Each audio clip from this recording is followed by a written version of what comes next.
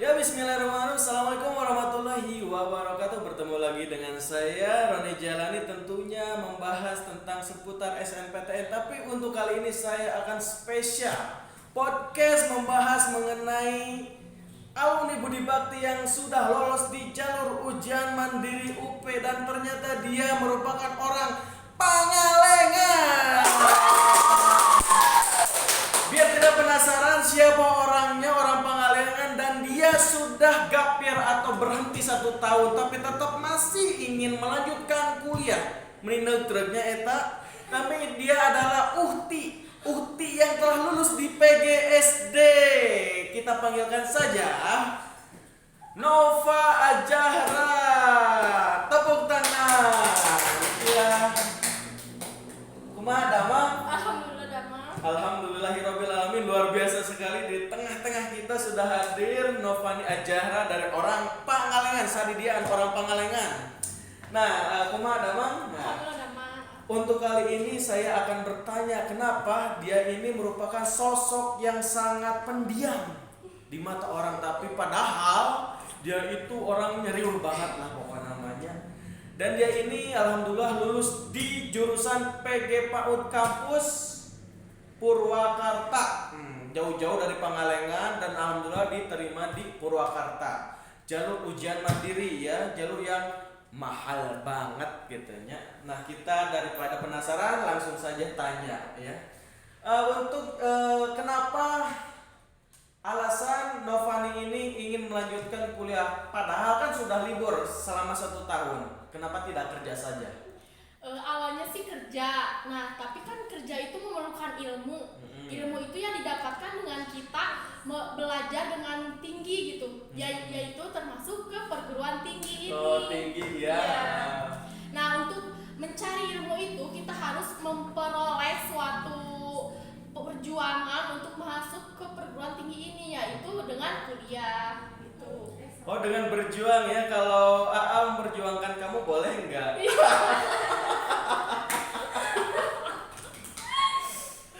Ya, kita lanjut lagi. Kalau Novani ini, kalau kita ngomong-ngomong kata berjuang tentunya berat sekali yang namanya perjuangan. Mungkin untuk melanjutkan ke universitas ini perlu biaya, apalagi jalur ujian mandiri. Sahabat-sahabat semua, perlu diketahui ujian mandiri itu sangat mahal, hampir bisa 20 sampai 30 juta. Kita tanya, Nova ini dapat uang pangkalnya berapa di UPI jalur masuk mandiri?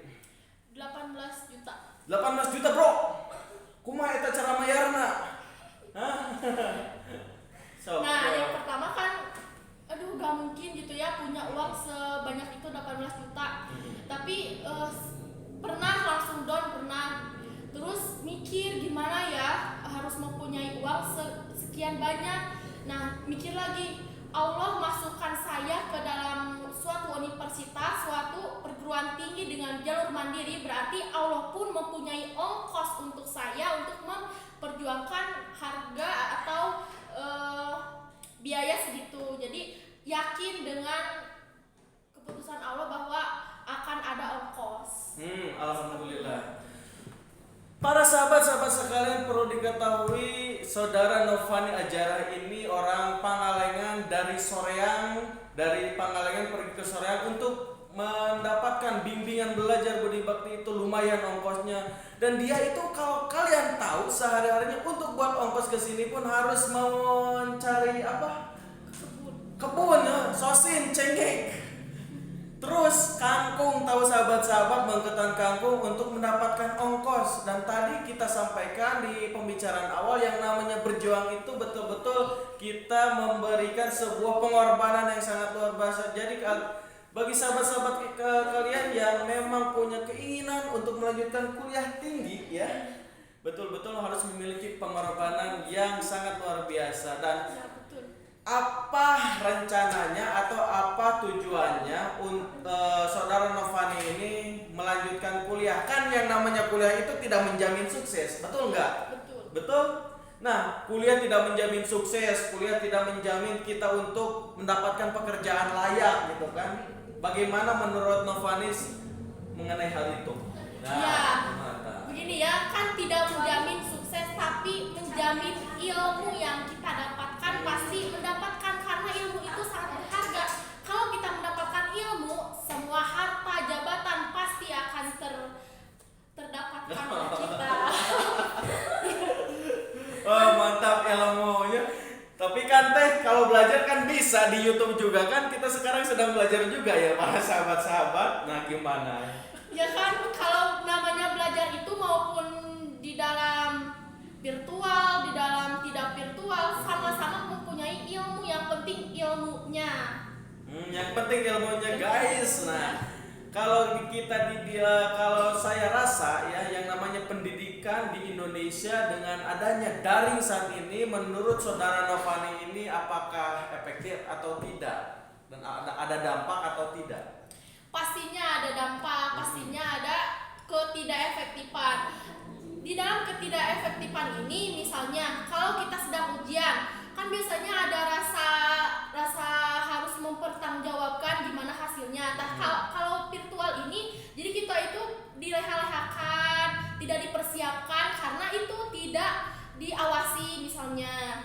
Terus dampak terhadap psikologi kita juga akan terpengaruh. Misalnya tidak bersosialisasi dengan yang lain, kan kalau tidak virtual dapat bersosialisasi langsung dengan dosen, dengan teman gitu. Mantap. Ngomong-ngomongnya jurusan PG PAUD dianya berkecimpung atau berkaitan dengan anak kecil yang usia dini. Mungkin sulit ya untuk saudara Novani. Sebelumnya memang punya pengalaman Novani mengenai anak-anak, atau sudah punya anak atau punya adik?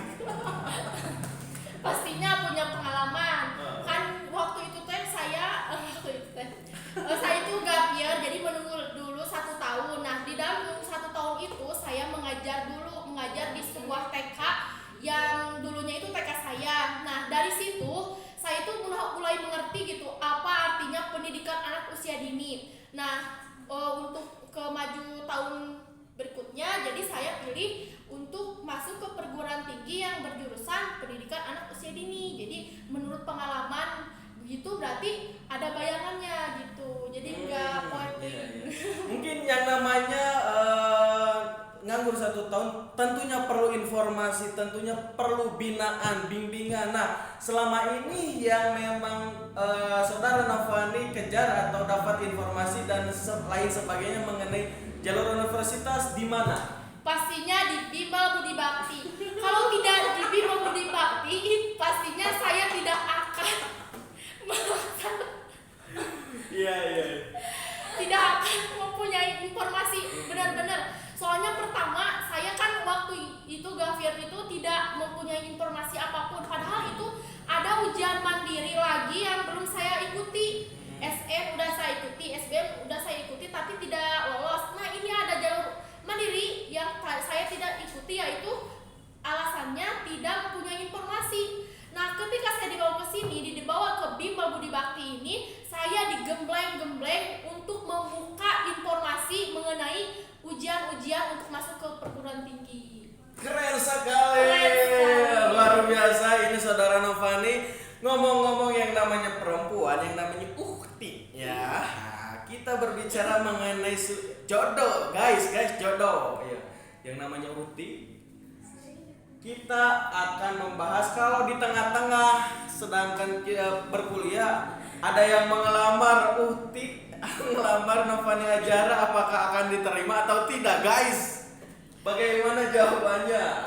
Kalau seperti itu sih menurut saya harus memiliki komitmen dulu terlebih dahulu. Iya. Jadi kalau kita sudah berkomitmen bahwa di dalam suatu pertengahan kita akan ada yang ngelamar gitu ya istilahnya, ya harus dipikir-pikir dulu gimana baiknya. Terus kalaupun diterima, jadi apakah sanggup gitunya, apa sebabnya apakah sanggup untuk diterima atau tidak gitu. Jadi harus menyetujui kedua belah pihak itu gitu. Wow, mantap ya, sangat luar biasa sekali. Uti PG PAUD ini tentunya bisa mengasuh anak Anda dengan baik dan betul juga bisa menjadi menantu yang good job ya. Terima kasih atas waktunya, sangat luar biasa sekali pada malam hari ini. Setelah acara tadi yang sudah dilaksanakan, kita berbincang-bincang podcast, mudah-mudahan ada manfaat dan gambaran. Intinya untuk podcast kali ini, kalian jangan patah semangat. Gapiar 1 tahun pun tidak masalah, gapiar 2 tahun pun tidak masalah, tiga tahun pun sungguh terlalu Anda. Tapi harus tetap semangat. Ya, siap. Mudah-mudahan kalian bisa menjadi mahasiswa di universitasnya masing-masing di tahun 2021. Siap, terima kasih. Itu saja mungkin dari pertemuan kita kali ini. Hatur nuhun teh nova dari Pangalengan. Assalamualaikum warahmatullahi wabarakatuh. Sebarang menit ya.